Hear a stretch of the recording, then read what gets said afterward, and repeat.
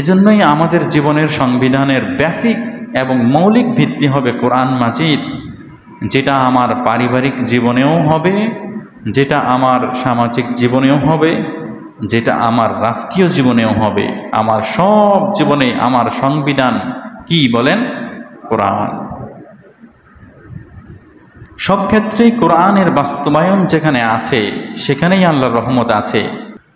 এই কোরআন মাজিদ যেহেতু আমাদের ধর্মীয় গ্রন্থ এবং ধর্মভিত্তিক আমাদের জীবন সমস্যার সমাধানের মূল কিতাব, তাহলে এই কোরআনকে আমাদের ভালো করে জানতে হবে, ভালো করে বুঝতে হবে, ভালো করে এই কোরআন শুদ্ধ করে অর্জন করতে হবে।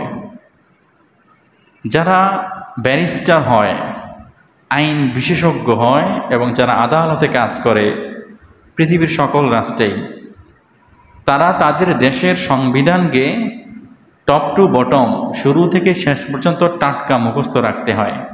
জানেন, সংবিধান তাদের একবারে শুরু থেকে শেষ পর্যন্ত মুখস্থ থাকতে হয়, যেন তারা আইনি লড়াইয়ে রাষ্ট্রীয় কোনো কাজ করতে গেলে আইনের প্রয়োজন হলে তারা সংবিধান থেকে এই সমস্যার সমাধান দিতে পারেন। যে একটা সমস্যা বেঁধে গেছে, সংবিধানের এত নং ধারায় এত এত অনুচ্ছেদের মধ্যে এই বিষয়ে এই সমাধান দেওয়া আছে, সুতরাং এই সমাধানটা এভাবে হবে। ঠিক এইরকম আমাদের যেহেতু ধর্মগ্রন্থ কোরআন মাজিদ, এই কোরআনটাকেও আমাদের ভালো করে আয়ত্তে আনতে হবে এবং এই কোরআনটা সহি শুদ্ধ করে পড়তে জানতে হবে। দুঃখজনক হলেও সত্য যে এই কোরআন মাজিদ থেকে আজকে আমরা অনেক দূরে। আমাদের ঘরে কোরআন তেলাওয়াতের আমল হয় না, আমরা কোরআন অনুযায়ী চলি না এবং কোরআনের বিধিবিধান নিজের মধ্যে বাস্তবায়ন করতে আমরা জানি না। বেসিকলি সব ক্ষেত্রেই আমরা যেটা দেখতে পাই, অন্যান্য মানুষের জীবনের ক্ষেত্রেও কোরআন মাজিদ আমাদের জীবনে এত বেশি প্রভাব ফেলতে পারে যেটা অন্য কোনো ধর্মগ্রন্থ, অন্য কোনো কিতাব মানব জীবনে কখনো এতটুকুন প্রভাব ফেলতে পারে না। আমরা যারা অনেকে জীবনে কখনো আমরা মাদ্রাসায় পড়ি নাই, আমরা কি করি, অল্প কয়েকটা সূরা, 5টা 7টা 10টা সূরা আমরা কি করি, মুখস্থ করে রাখি। কোনো রকম পড়তে জানলে পারলাম, আর না পারলে নাই। বেশিরভাগ মুসল্লি আমরা যারা, আমাদের বেশিরভাগ মুসল্লি আমরা কিন্তু কোরআন মাজিদ সহি করে পড়তে জানি না।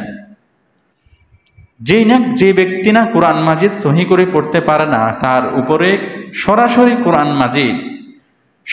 কোরআন মাজিদ তার উপরে লানত, গজব বর্ষণ করে। নাউজুবিল্লাহ বলেন। যে নাকি কোরআন পড়তে গিয়ে কি পড়ে, ভুল পড়ে, ভুল, শুদ্ধ কোরআন পড়তে জানে না, খোদ এই স্বয়ং এই কোরআনটাই তার উপরে গজব বর্ষণ করে। নাউজুবিল্লাহ বলেন না। তো এইটা তো একটা পাতা, এটার মধ্যে তো কোনো জীবন নাই, এটা একটা জড় পদার্থ, কিন্তু হাদিসের ভাষায় এটার মধ্যে জীবন আছে, ঠিক কিনা? এর যে অক্ষরগুলা কালো, এই অক্ষরগুলা পড়লে অন্তরে হিট করে না?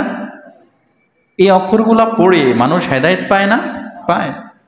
এই অক্ষরগুলা পড়ে মানুষ জীবন সমস্যার সকল সমাধান পায়। যদিও এটা একটা দেখতে জড় পদার্থ, কিন্তু এর মধ্যে জীবন আছে এবং এটা মানুষের জীবন পরিবর্তনের সহায়ক। সব ক্ষেত্রে এই কোরআন মানুষের জীবনকে পরিবর্তন করতে পারে। আল্লাহ সুবহানাহু ওয়া তাআলা সূরা মুজাম্মিলের 4 নম্বর আয়াতে বলেছেন যে ওয়ারাত্তিলিল কুরআনা তারতিলা, মুসলমান তোমরা কোরআন মাজিদ তেলাওয়াত করো তারতিল সহ। তারতিল মানে সুন্দর করে, সহি শুদ্ধভাবে, বিশুদ্ধ আকারে তোমরা কোরআন মাজিদ তেলাওয়াত করো। এটা আল্লাহর আদেশ, কোরআন মাজিদ তেলাওয়াত করতে হবে সহি শুদ্ধভাবে।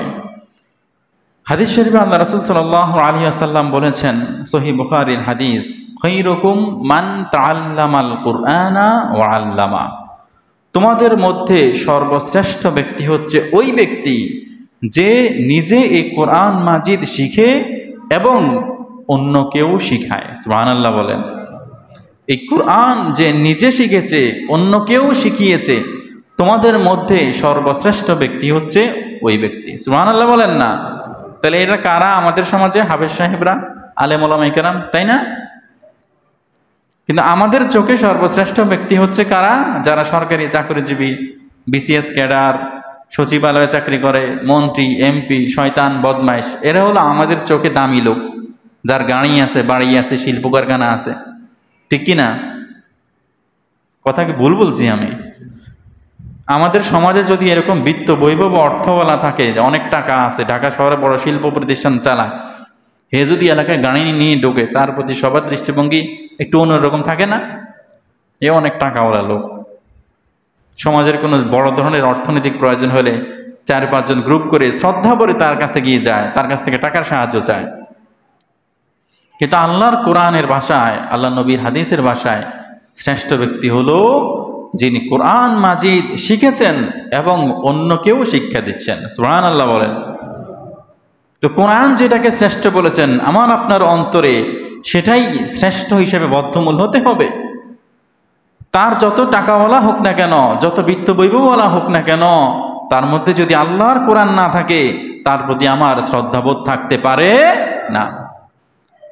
ম্যাক্সিমাম টাকাওয়ালা, ম্যাক্সিমাম বিত্ত বৈভবওয়ালা, অর্থনৈতিক সম্পদওয়ালা লোক তার কোরআন পড়তে জানে না, তার ইসলামী শরীয়তের মাসালা মাসাইল জানে না, শরীয়ত তারা বোঝে না। কিন্তু আমার আপনার চোখে তারা সবচেয়ে সম্মানিত, আল্লাহর চোখে তারা সবচেয়ে নিকৃষ্ট। তো কোরআন মাজিদ আল্লাহ তাআলা শ্রেষ্ঠ হিসেবে ঘোষণা করেছেন, তা আমিও আপনিও এই কোরআন মাজিদের শ্রেষ্ঠত্বের বিশ্বাস আমাদের অন্তর যেন বদ্ধমূল হয়ে যায়। সুনান তিরমিজির হাদিস, আল্লাহ রাসূল সাল্লাল্লাহু আলাইহি ওয়াসাল্লাম বলেছেন, মান ক্বারাআ হরফান মিন কিতাবিল্লাহ, যে ব্যক্তি আল্লাহর এই কোরআন মাজিদ থেকে একটা অক্ষর পড়বে। এখানে অনেকগুলো লাইন আছে, তাই না? তো অনেকগুলো লাইন থেকে ওয়াও আছে, মিম আছে, আলিফ আছে।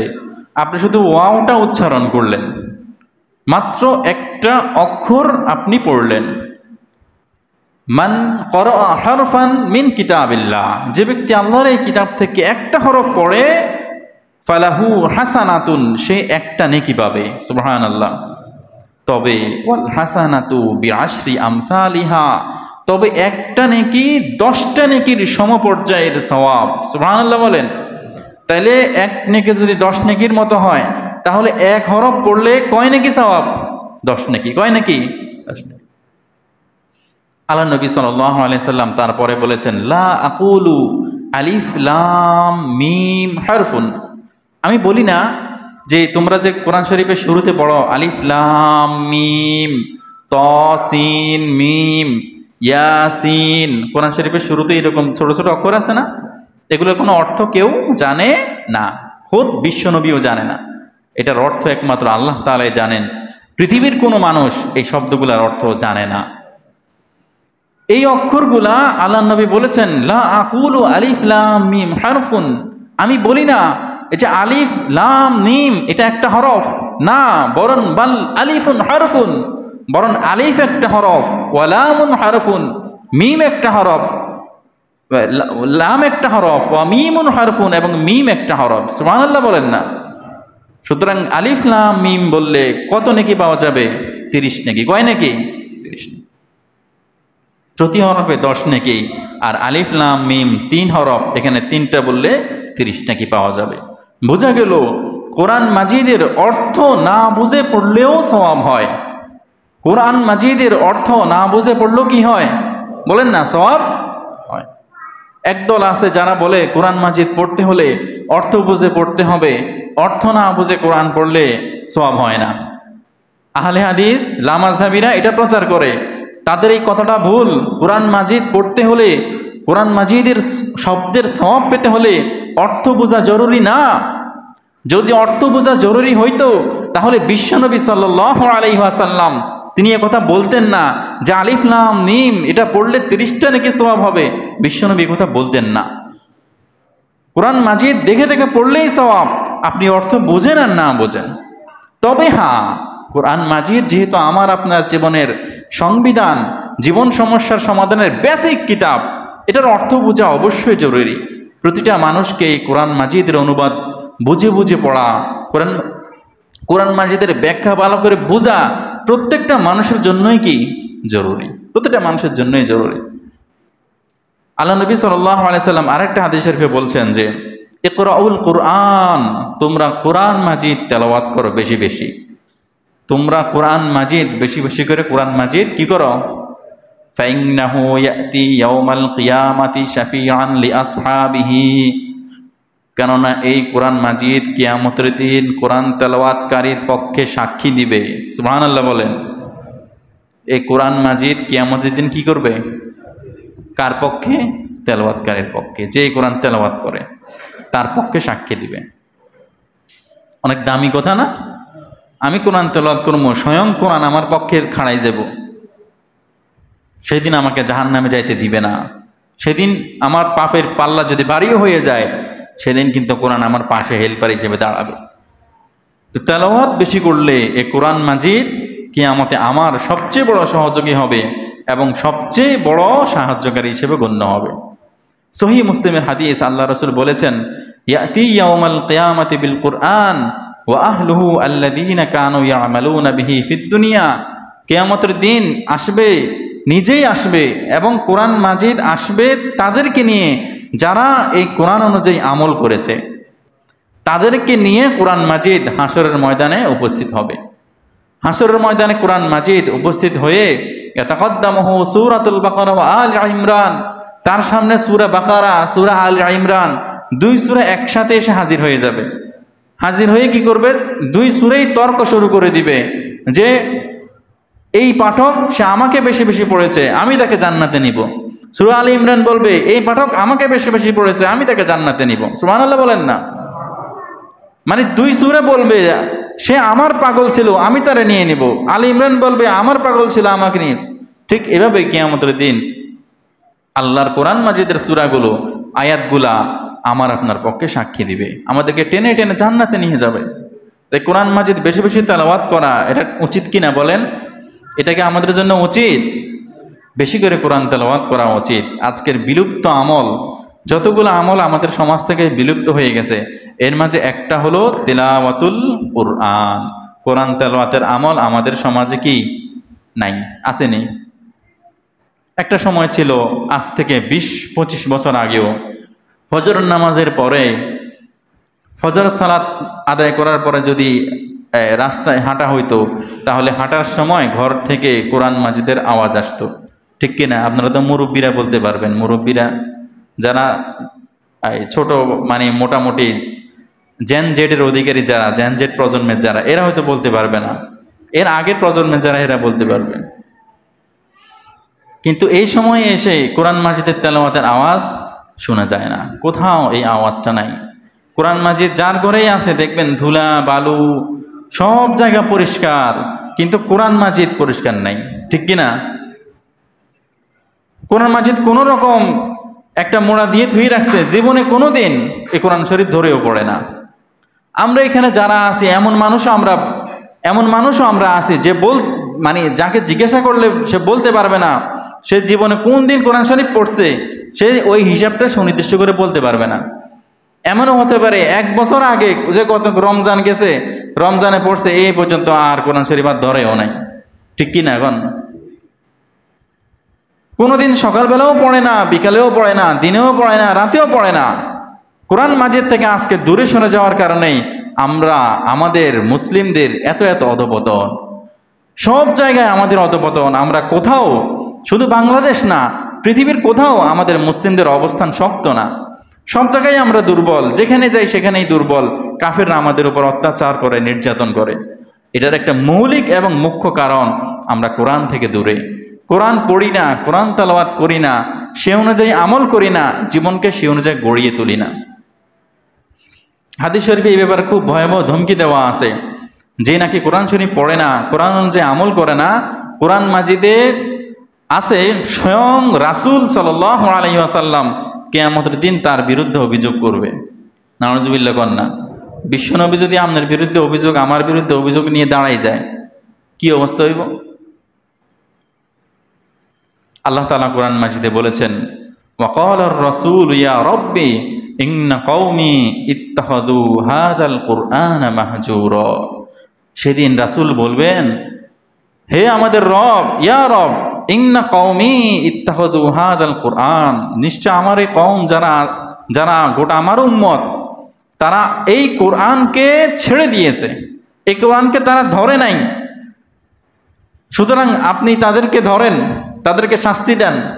কোরআনকে না ধরার কারণে আজকে তাদের বিরুদ্ধে আমি আপনার সামনে অভিযোগ করছি। যারা নাকি কোরআন পড়ে না, সে অনুযায়ী চলে না, কি হাদিসে আছে যে কিয়ামতের দিন তারা যখন উঠবে তারা অন্ধ হয়ে উঠবে। নাউজুবিল্লাহ বলেন না, চোখ থাকিতেও অন্ধ হয়ে উঠবে। আল্লাহ রাব্বুল আলামিন বলেন, ওয়ামান আ'রাদা আন যিকরি, যে ব্যক্তি আমার এই কোরআন থেকে মুখ ফিরিয়ে নেয়, ফাইন্না লাহু মাঈশাতান দনকা, নিশ্চয় আমি তার জীবনকে সংকীর্ণ করে দেব। নাউজুবিল্লাহ বলেন, যে ব্যক্তি আমার এই কোরআন থেকে মুখ ফিরিয়ে নেয় আমি তার জীবনকে সংকীর্ণ করে দেব। ওয়া নাহশুরাহু ইয়াউমাল কিয়ামাতি আ'মা, এবং কিয়ামতের দিন আমি তাকে অন্ধ করে কিয়ামতের দিন উঠাবো। নাউজুবিল্লাহ বলেন। ক্বালা রাব্বি লিমা হাশারতানি আ'মা ওয়া ক্বাদ কুনতু বাসীরা, সে বলবে, ইয়া রব, কেন আপনি আমাকে অন্ধ করে আজকে হাসরের ময়দানে তুললেন? আমি তো দুনিয়ার জীবনে বেঁচে থাকতে দৃষ্টিশক্তি সম্পন্ন ছিলাম, আমার তো ভালো চোখ ছিল, তাহলে আজকে আমি হাসরে উঠে কিছুই দেখতে পাচ্ছি না, এটা কেন? তখন আল্লাহ রাব্বুল আলামিন বলবেন, কাযালিকা আতাতকা আয়াতুনা, তোমার কাছে আমার আয়াত এসেছিল, আমার কোরআন এসেছিল, ফানাসিতাহা, তুমি আমার এই কোরআনকে ভুলে গিয়েছিলে, কোরআন তেলাওয়াত করো নাই, কোরআন অনুযায়ী চলে নাই। ওয়া কাযালিকাল ইয়াউমা তুনসা, এজন্যই আজকে আমি তোমাকে ভুলে গেছি। নাউজুবিল্লাহ বলেন না, তুমি আমার কোরআন অনুযায়ী চলো নাই, আমার কোরআনকে ভুলে গেছো, সুতরাং এই কারণেই আজকে আমিও তোমাকে ভুলে গেছি। আল্লাহ যদি আমারে ভুলে যায়, আমার আশ্রয় কোথায় বলেন না? আসেনি? আশ্রয় আছে? সুতরাং কিয়ামতের ময়দানে এই যে একটা ভয়াবহ অবস্থা হবে, আমি আপনি যদি কোরআন থেকে দূরে সরে যাই, আল্লাহ স্পষ্ট করে বলে দিয়েছেন, এখানে কোনো মানে তাবিল নেই, ব্যাখ্যা নাই, স্পষ্ট বলে দিয়েছেন আল্লাহ, ওয়া নাহশুরাহু ইয়াউমাল কিয়ামাতি আ'মা, আল্লাহ অন্ধ করে কিয়ামতের দিনে উঠাবেন। তো এই কোরআনটা এত দামি, এটা ধরলে যেরকম ফজিলত আছে, এটা ছাড়লেও সেরকম বিপদ আছে, আসেনি? ধরলে যেরকম সওয়াব আছে, ছাড়লেও বিপদ আছে। তা আমি আপনার ধরলে সওয়াব হবে, ছাড়লে বিপদ হবে। তো আমরা ছেড়ে দিয়ে যে বেঁচে আছি, ছেড়ে দিয়ে যে আমরা পার হয়ে গেছি, তা কিন্তু না, বিপদ কিন্তু আমাদের সামনে আছে, ভয়াবহ বিপদ আছে।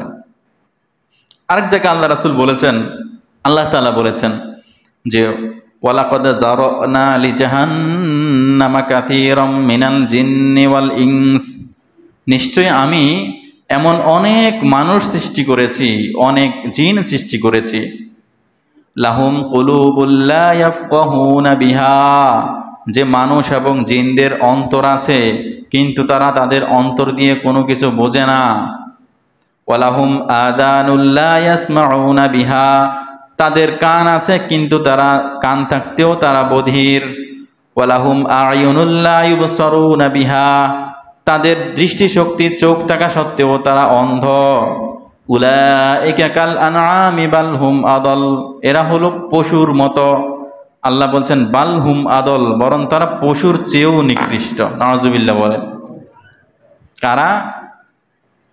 যাদের অন্তর আছে, অন্তর দিয়ে কোরআন বোঝে না, যাদের চোখ আছে, চোখ দিয়েও কোরআন পড়ে দেখে না, যাদের কান আছে, কান দিয়েও কোরআন তেলাওয়াত শোনে না। আল্লাহ বলছেন এরা হচ্ছেন পশুর মতো। এরপরে আল্লাহ বলছেন পশু নয়, পশুর চেয়েও নিকৃষ্ট। নাউজুবিল্লাহ, কত ভয়াবহ কথা। হাদিস শরীফে আছে, আল্লাহ রাসূল সাল্লাল্লাহু আলাইহি সাল্লাম বলছেন যে, আল কুরআন হুজ্জাতুন লাকা আও আলাইকা, কিয়ামতের দিন এই কোরআন হয়তো তোমার পক্ষে সাক্ষী দিবে, নয়তো তোমার বিপক্ষে সাক্ষী দিবে। হয় পক্ষে নয়, দুই একটা অবস্থান থাকবেই। আমি কোরআনের সাথে থাকলে কোরআন আমার পক্ষে সাক্ষী দিবে, আমি যদি কোরআন ছেড়ে দিই, কোরআন আমার বিপক্ষে সেদিন কিয়ামতের দিন সাক্ষ্য দিবে। সহিহ ইবনে হিব্বানের হাদিস, আল্লাহ রাসূল বলেছেন, আল কুরআনু মুশাফিউন ওয়া মাহিলুন মুসাদ্দিকুন মান জাআলাহু আমামাহু কাদাহু ইলাল জান্নাহ কোরআন মাজিদ কিয়ামতের দিন সুপারিশকারী হবে, এবং কোরআন মাজিদ যে বহন করে কিয়ামতের দিন তাকে এই কোরআন মাজিদ তাকে সত্যায়ন করবে। মান জাআলাহু আমামাহু, যে ব্যক্তি তার সামনে এই কোরআন মাজিদ রাখে, কাদাহু ইলাল জান্নাহ, কোরআন মাজিদ তাকে জান্নাতে নিয়ে যাবে। সুবহানাল্লাহ। ওয়া মান জাআলাহু খালফা যাহরিহি সাকাহু ইলান নার, আর যে ব্যক্তি এই কোরআন মাজিদকে পিছনে রেখে দিবে, এই কোরআন মাজিদ তাকে জাহান্নামে নিয়ে যাবে। অন্য হাদিসে রয়েছে রাসূল সাল্লাল্লাহু আলাইহি সাল্লাম বলেছেন যে কোনো কওমরা যদি মসজিদে এক জায়গায় জমা হয়ে কোরআন মাজিদের তাদরুস করে, কোরআন মাজিদ শেখে, পড়ায়, একটা জিনিস আমরা ভালো করে বোঝার চেষ্টা করব, যে আমরা মনে করে যে কোরআন মাজিদ শিখতে হবে ছোটবেলায়। তো ছোটবেলায় যদি আমি কোরআন মাজিদ না শিখি, বড় হয়ে গেছি, তো বাংলা অনুবাদ, বাংলা উচ্চারণ দেখে দেখে 4-5টা সূরা মুখস্থ করে নিলেই হইল, শেষ, আমার দায়িত্ব শেষ। ভালো করে মনে রাখবেন মুসলমান, কোরআন মাজিদ বাংলা উচ্চারণ দেখে পড়া হারাম, জায়েজ নাই। আবার বলছি, কোরআন মাজিদ বাংলা উচ্চারণ দেখে পড়া কি নাই বলেন? হারাম, কবিরা গুনাহ হবে। কেননা বাংলা উচ্চারণ দেখে যদি কোরআন শরীফ পড়া হয়, তাহলে এটা ভুল উচ্চারণ হয়, ভুল পড়া হয়। আপনি বাংলা উচ্চারণ দেখে যদি 2-4টা সূরা মুখস্থ করে নেন এবং ওই সূরাগুলো দিয়ে যদি নামাজ পড়েন, নামাজ হবে না। এ ভুল পড়া দিয়ে নামাজ হয় না। কোরআন মাজিদের এমন কিছু কিছু জায়গা আছে যে জায়গাগুলোতে ভুল করলে লাহানে জলি হয়, এবং এই লাহানে জলি দিয়ে নামাজের মধ্যে যদি লাহানে জলি হয়ে যায়, নামাজ ফাসিদ হয়ে যায়, নামাজ হয় না। যেমন কোরআন মাজিদের সূরা ফাতিহার মধ্যে আছে যে ইহদিনাস সিরাতাল মুস্তাকিম সিরাতাল্লাযীনা আন'আমতা আলাইহিম, সিরাতাল্লাযীনা আন'আমতা আলাইহিম। আপনি যদি বলেন সিরাতাল্লাযীনা আন'আমতু আলাইহিম, আন'আমতা তার জায়গায় যদি বলেন তু, নামাজ তো যাবে, ঈমানও যাবে। নামাজ তো যাবে, কি যাবে? ঈমানও যাবে। সিরাতাল্লাযীনা, ওই সমস্ত ব্যক্তিদের পথ দেখান যাদের উপর আপনি নিয়ামত বর্ষণ করেছেন, আপনি বর্ষণ করেছেন, এটা এখানে আল্লাহকে সম্বোধন করা হচ্ছে। আর যদি বলে আন'আমতু আলাইহিম, তাহলে হবে ওই সকল ব্যক্তিদের প্রতি আপনি নিয়ামত বর্ষণ করেন, তাদের অন্তর্ভুক্ত করেন যাদের প্রতি আমি নিয়ামত বর্ষণ করছি, আমি নিয়ামত দিয়েছি। তো নিয়ামতের মালিক আমি না আল্লাহ? শিরিক হয়ে যাবে না? শিরিক, ঈমান চলে যাবে। এটা ছোট্ট একটা কথা, যেখানে জবরের জায়গায় যদি পেশ হয়ে যায়, শিরিক হয়, নামাজ চলে যায়। এইরকম কোরআন মাজিদে এরকম একাধিক সহ বিভিন্ন জায়গায় আপনি যত ধরনের আয়াত আছে, আপনি ছোট্টখাট্ট বলেও আয়াতের অনুবাদ তফাৎ হয়ে যায়, এবং অনুবাদ তফাতের মাধ্যমে নামাজ বাদ হয়ে যায়, নামাজ শেষ। তো যার নাকি তেলাওয়াত নাই, তার নামাজও নাই। যার নামাজ নাই, তার জীবনের আর কি আছে? ইসলামী শরীয়তের একটা বেসিক এবং মৌলিক ইবাদত সালাত, এবং এই সালাতটা যার ঠিক আছে, তার অন্যান্য সকল ইবাদতও ঠিক থাকে। আর যার সালাতটাই শেষ হয়ে যায়, তার আর অন্য ইবাদতের কি দাম? তো কোরআনের এই তেলাওয়াতটা যদি শুদ্ধ হওয়া যায়, তাহলে সালাত শুদ্ধ, আর তেলাওয়াত যদি শুদ্ধ না হয়, তাহলে সালাত শুদ্ধ না। অবশ্যই চেষ্টা আমাদেরকে করতে হবে, আমরা যারা মুরব্বী হয়ে গেছি, ছোট বয়সে কোরআন ভালো করে শিখে নাই, পড়ি নাই, মুরব্বী হয়ে গেছি, এখনো আমার আপনার জন্য কোরআন শিখা উচিত, কোরআন শিখা কর্তব্য। ভালো করে এই কোরআন মাজিদ অর্জন করার চেষ্টা করতে হবে, সহি শুদ্ধ করে পড়তে হবে। কেননা এটার উপরে কিন্তু নামাজ কবুল হওয়া নির্ভরশীল। ভালো, এটা কিন্তু হালকা করে দেখার সুযোগ নেই। আপনি হালকা করে দেখবেন না যে আমি কোরআন শরীফ ভুল পড়তেছি, আমার ঠিকমতো হইতেছে না, অসুবিধা কি? এখানে হালকা করে দেখার সুযোগ নাই। অবশ্যই এই কোরআন মাজিদ ভালো করে শিখতে হবে। আমি আপনি যে কোনো পন্থায়, যে কোনোভাবেই হোক, যে কোনো একজন ওস্তাদ ধরে হোক, হুজুর ধরে হোক, আমাদের আশেপাশে বিভিন্ন মাদ্রাসা আছে, ওস্তাদ আছে, হুজুররা আছে, কারো না কারো কাছে গিয়ে আমরা কারো না কারো মাধ্যম হয়ে আমরা অবশ্যই এই কোরআন মাজিদের তেলাওয়াত শুদ্ধ করে নেব, শুদ্ধ করে ভালো করে আমরা কোরআন মাজিদ তেলাওয়াতটা শিখে নেব। তাহলে আল্লাহর গজব, কোরআনের গজব, নবীর গজব, আর এই সবগুলো থেকে আমরা বাঁচতে পারবো। না হয় কিন্তু বাঁচার কোনো রাস্তা নাই, বাঁচার কোনো রাস্তা নাই। হাদিস শরীফের মধ্যে আল্লাহ রাসূল সাল্লাল্লাহু আলাইহি সাল্লাম বলেছেন যে মাজতামা কওমুন ফি বাইতিম মিন বুয়ুতিল্লাহ, একটা দল একত্রিত হয়ে যদি আল্লাহর ঘরে, মসজিদে একটা দল একত্রিত হয়ে তারা যদি কি করে, ইয়াতলুনা কিতাবাল্লাহ, আল্লাহর কিতাব তেলাওয়াত করে, এবং ওয়ায়াতাদারাসুনাহু, এবং তারা এই কোরআন তেলাওয়াত করে ওটাকে পারস্পরিক চর্চা করে, নিজে পড়ে পড়ে শোনায়, শোনার পরে তার থেকেও শোনে, অনুবাদ পড়ে পড়ে শোনায়, আবার তার থেকেও শোনে, পারস্পরিক চর্চা করে, এটাকে মুদারাসা করে, তামরিন করে, অনুশীলন করে, বারবার চর্চা করে। তাহলে হাদিস শরীফে বলা হয়েছে ইল্লা নাযালাত আলাইহিমুস সাকিনা, আল্লাহ তাআলা আসমান থেকে ওই গ্রুপের উপরে আসমান থেকে সাকিনা, শান্তি নাজিল করে দেন। সুবহানাল্লাহ। আসমান থেকে তাদের উপর শান্তি নাজিল করেন, রহমত নাজিল করেন। ওয়া গাশিয়াতহুমুর রাহমা, এবং তাদেরকে আল্লাহর রহমত চতুর্দিক থেকে তাদেরকে বেষ্টন করে ফেলে। সুবহানাল্লাহ। আল্লাহর রহমত তাদেরকে বেষ্টন করে ফেলে। ওয়া হাফাতহুমুল মালায়েকা, এবং ফেরেশতারাও তাদেরকে চতুর্দিক থেকে বেষ্টন করে ফেলে। আল্লাহর রহমতও তাদেরকে বেষ্টন করে, ফেরেশতারাও তাদেরকে বেষ্টন করে ফেলে। তাহলে কোরআন মাজিদ শিখতে হলে মসজিদে শিখতে হবে। এটা চেষ্টা করবে একটা গ্রুপ হয়ে, একটা দল হয়ে আমরা কোরআন শিখবো এবং মসজিদে শিখবো। যদি শিখি তাহলে হবে কি, আল্লাহর রহমত নাজিল হবে, রহমত বেষ্টন করে রাখবে, এবং আমার উপর আল্লাহর পক্ষ থেকে শান্তি নাজিল হবে, ফেরেশতারাও আমাকে চতুর্দিক থেকে বেষ্টন করে রাখবে।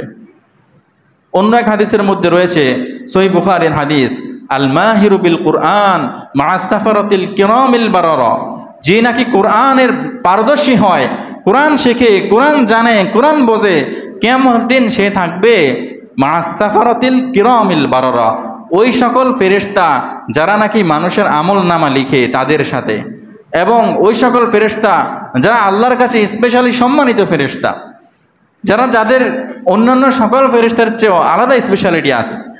কিয়ামতের দিন তারা ওই সকল ফেরেশতাদের সাথে অবস্থান করবে। এবং ওয়াল্লাযী ইয়াকরাউল কুরআন ওয়া ইয়াতা'উ ফীহি ফাহুয়া আলাইহি শাক্কুন লাহু আজরান, যে ব্যক্তি কোরআন মাজিদ পড়ে কিন্তু ভালো করে পড়তে পারে না, ভুল পড়ে, ভুল মানে মুখের মধ্যে বেঁধে যায়, স্পষ্ট করে উচ্চারণ করতে পারে না, তারপরেও সে এই কোরআনটা বারবার পড়ে, বারবার পড়ে এই কোরআনটাকে সহি করার চেষ্টা করে, কোরআনটাকে শুদ্ধ করার চেষ্টা করে। আল্লাহ রাসূল হাদিসে বলেছেন ফাহুয়া আলাইহি শাক্কুন লাহু আজরান, তার জন্য রয়েছে ডাবল প্রতিদান। সুবহানাল্লাহ বলেন। একটা হলো স্বাভাবিকভাবে পড়লে স্বাভাবিক সওয়াব, আরেকটা হলো স্বাভাবিকভাবে পড়ার উপরে যদি পড়তে পারি না ভালো করে, তারপরেও কষ্ট করে করে পড়ে, ভালো করে উচ্চারণ করতে পারে না, তারপরেও কষ্ট করে করে পড়ে, আল্লাহ রাসূল হাদিস শরীফে সহিহ মুসলিমের হাদিসে বলেছেন তার জন্য রয়েছে ডাবল সওয়াব, সে ডাবল সওয়াব পাবে। সুবহানাল্লাহ বলবেন না? তো আমাদের জন্য এই সুসংবাদগুলো আল্লাহ নবী সাল্লাল্লাহু আলাইহি ওয়াসাল্লাম বলেছেন, যারা পারি না তাদের জন্য সুসংবাদ, আর যারা পারি তারা তো পারেই।